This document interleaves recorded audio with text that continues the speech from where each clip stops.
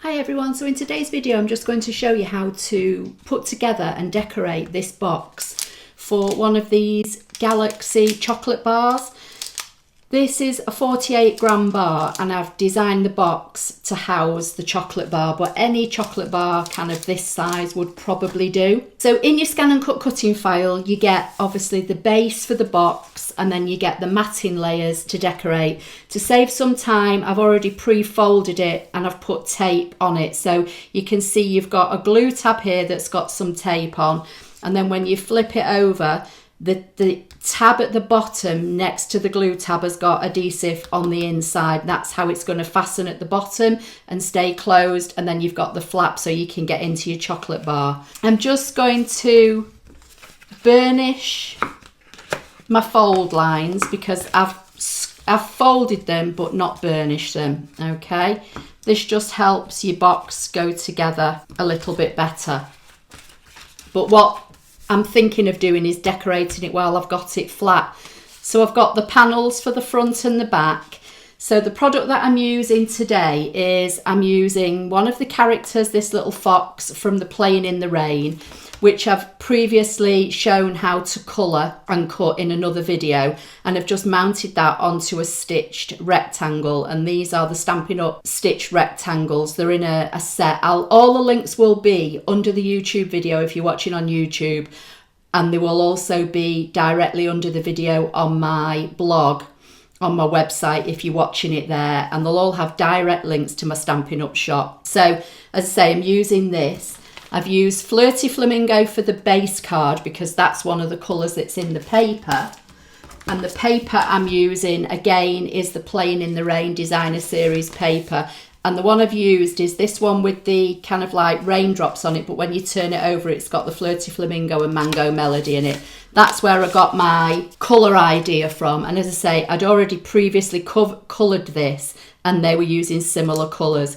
So I'm just going to stick this down, and I usually do 1/4 of an inch increments, but on this one I've done 1/8, so it's a closer fit. So just, you know, be mindful of that when you're lining it up. I've got adhesive on my hand. And these are great little gifts, you know, if you work in an office and you just want to, you know, someone's having a bit of a bad time or they're not feeling too well or whatever, and you just want to give them a little bit of something. That's going to go on there, or whatever, just an anything gift really. Just going to bring in my piercing tool to remove the adhesive and then fold this over and it will all line up. And then it's entirely up to you how you do this. You can either fold the sides in first or fold in. You'll notice on your cut file that one of these 2-inch sections is angled on both sides and one is more or less, it's only angled ever so slightly on one and it's straight on the other. That's the one that I'm going to put in last. So you can fold these in and then fold that over, or you can put your little flaps in first and fold that over. It's entirely up to you.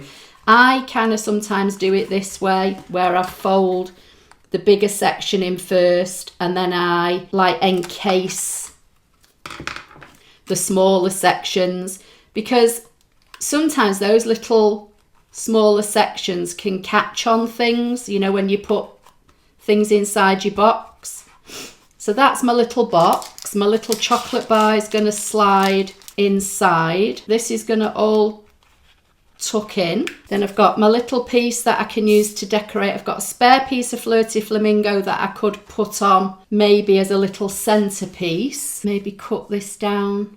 I'm going to flip it over to get a straight edge. Maybe do this at about 1/2 inch. I may or may not use this, I'm not sure. We'll see. Thinking maybe put that on there like so, and then that on top. And then I'm going to use some of our baker's twine from the Essential pack. You get kind of all the neutral colours, and I thought this one went okay with this.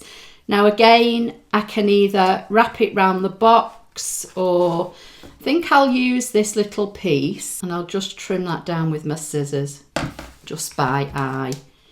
Apply a little bit of glue on there.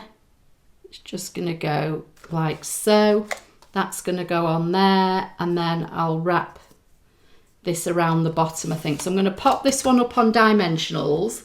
I'm just going to keep them to the middle because I'm going to stick them in the middle, and then that way they're not, you know, if I put them too near the edges, you're not going to see them from the side of the box. So if we pop this maybe like so, a little bit higher up, and then just get some of this twine and maybe wrap it around a few times.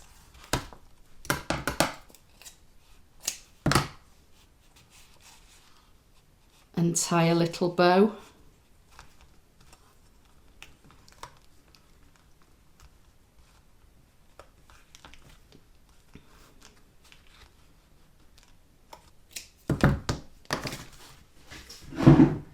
And then just to finish it off, I've got some of these fine sparkle adhesive back gems. Now, I honestly can't remember whether these are still available or whether they've retired or not, but I'm going to use these ones because they're kind of they're more pink, but they're a similar colour to Flirty Flamingos. So I'm just going to pick a couple of these up